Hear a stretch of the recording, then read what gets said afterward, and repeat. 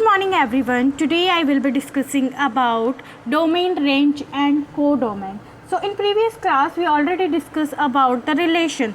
So आपने क्या पढ़ा था, अगर आपको दिया हुआ है कि रिलेशन R दिया हुआ है, ठीक है, the relation from A to B, ठीक है, इस टाइप से अगर कहीं दिया हुआ है तो आप कैसे रिप्रेजेंट करते हो, R is a subset of A cross B, यानी कि प्रोडक्ट का सबसेट होता है रिलेशन, ठीक है। तो a relation R from set A to set B is a subset of A cross B, ठीक है, ये आपने पढ़ा हुआ है। नाउ डिस्कस कर लेते हैं डोमेन, रेंज एंड कोडोमेन। ये सबसे इम्पॉर्टेंट पार्ट है इस चैप्टर का, आप ठीक है। तो डोमेन, कोडोमेन और रेंज को समझने के लिए पहले आप सेट देखिए।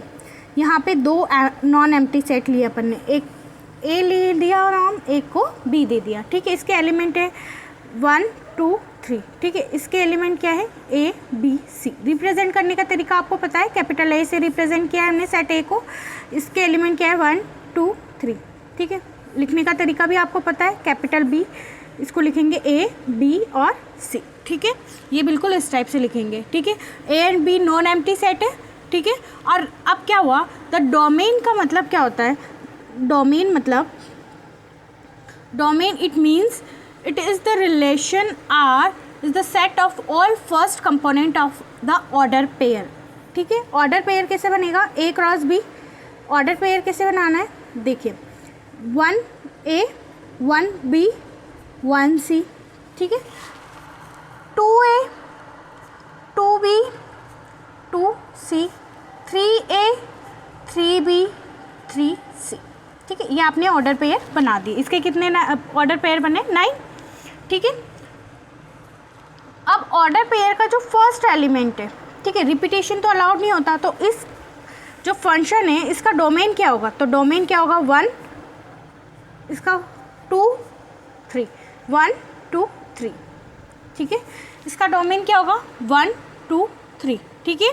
डोमेन पता चल गए, it means domain of the relation R is the set of all first component of the order pair belongs to R, ठीक है। बात कर लेते हैं रेंज, ठीक है। रेंज का मतलब क्या होता है, range of the relation R is the set of all second element of the order pair belongs to R, ठीक है। set of all second order pair A B और C, ये रिपीट हो रहा है, तो रेंज क्या हुआ A B C, ठीक है। रेंज समझ में आ गया आपका, डोमेन समझ में आ गया, ठीक है। अब कोडोमेन के लिए आप क्या लिखोगे, कोडोमेन क्या होता है, अगर जैसे ये रिलेशन दिया हुआ है, ठीक है, 1 का ए से, 2 का बी से, 3 का 2 का सी से या 3 का सी से, ठीक है। तो आप कोडोमेन के लिए क्या डेफिनेशन लिख सकते हो, if R is a relation from A to B then B is called codomain of R, ठीक है, क्योंकि ये सब कनेक्टेड है ए में, तो इस वजह से कोडोमेन यहाँ पे क्या होगा ए बी सी, ठीक है। एक एग्जांपल और लेके समझ लेते हैं, ठीक है। ए आपको गिवन है 1 4 9 16 25, ठीक है। बी आपको गिवन है 1 2 3 4 5 एंड 6, ठीक है। ये आपको दिए है और आपको बताया R is the relation in square form, ठीक है। Is square of A to B, then relation क्या हुआ, ठीक है, 1 का स्क्वायर 1, 2 का 1 4 का 2, 9 3 का स्क्वायर है, 16 4 का स्क्वायर है, 25 5 का स्क्वायर है, ठीक है। ये आपको रिलेशन गिवन है। अब यहाँ पे डोमेन क्या होगा, सो डोमेन क्या होता है, आपका ऑर्डर पेयर का फर्स्ट एलिमेंट 1 4 9 16 25, ठीक है। तो 1 4 9 16 एंड 25, ये आपका क्या हो गया, डोमेन हो गया, ठीक है। रेंज सेकेंड ऑर्डर 1 2 3 4 5, ठीक है। बात आती है कोडोमेन की, ठीक है। कोडोमेन क्या होगा, इसमें जो एलिमेंट सेकेंड ऑर्डर पेयर पे प्रेजेंट होंगे वो तो आएंगे ही सही, यानी कि 1 2 3 4 5 तो आएगा ही, ठीक है।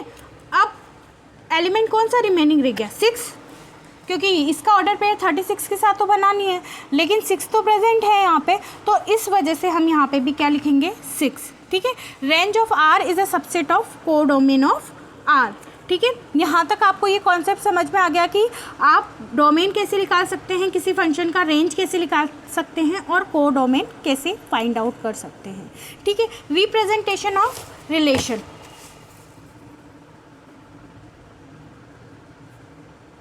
ये आपका सेकेंड टॉपिक है।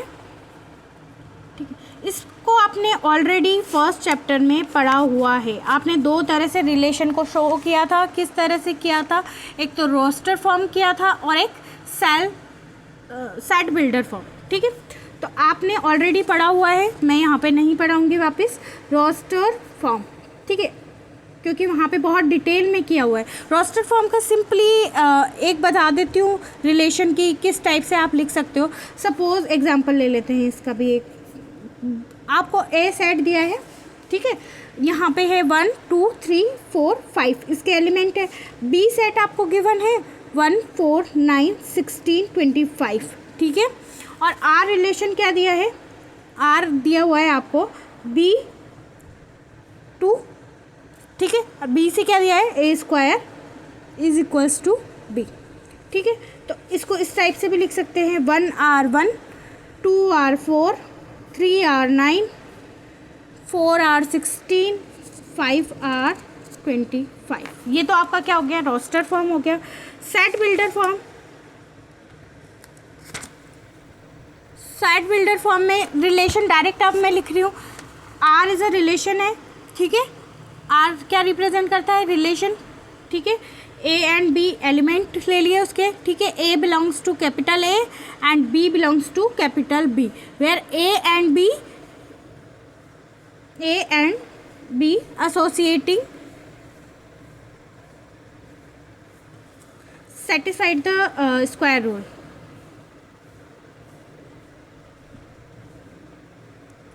ठीक है, ये आपको सेट बिल्डर फॉर्म हो गया। थर्ड जो फॉर्म है बाय एरो डायग्राम, वो भी आप समझ गए किस टाइप से। देखिए, ये आपका सेट ए है, ये आपका सेट, सॉरी थोड़ा सा मिस्टेक हो गया, सेट ए, और एक ये हो गया सेट बी।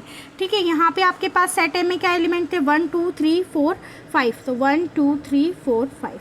यहाँ पे सेट बी में आपके पास थे 1 4 9 16 25, तो आपस में इसको मर्ज कर दीजिए, 2 का 4 से 3 का 9 से 4 का 16 से 5 का 20, तो ये एरो रिप्रेजेंट हो गया। टाइप्स ऑफ रिलेशन के बारे में भी आपने ऑलरेडी डिस्कस किया था।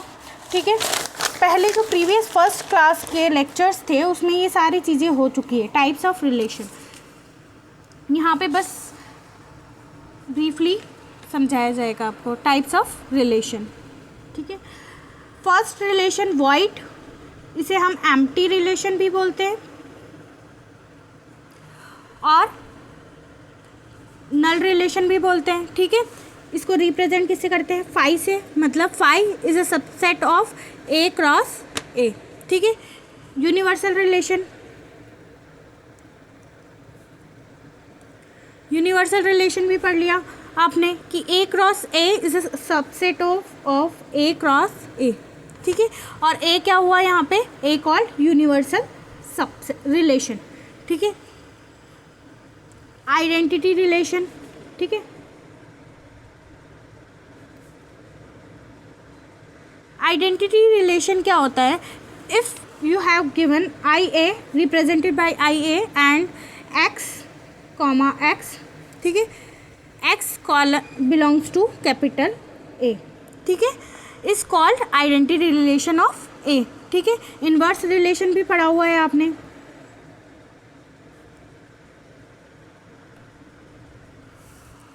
तो ये कुछ रिलेशन है जिसके बारे में आप ऑलरेडी डिस्कस करें। ठीक है, अब in next class we will discuss about classification of relation, then we start your chapter. ठीक है, thank you everyone, mention your present in comment section.